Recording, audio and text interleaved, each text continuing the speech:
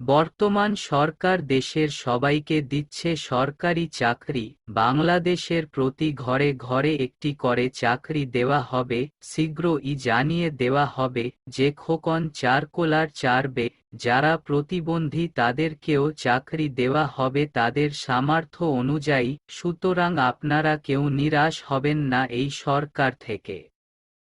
একজন সামাজিক উদ্যোক্তা, সমাজসেবক ও নোবেল পুরস্কার বিজয়ী, তিনি 2024 সালের 8ই আগস্ট থেকে বাংলাদেশের অন্তর্বর্তীকালীন সরকারের প্রধান উপদেষ্টা হিসেবে দায়িত্ব পালন করছেন।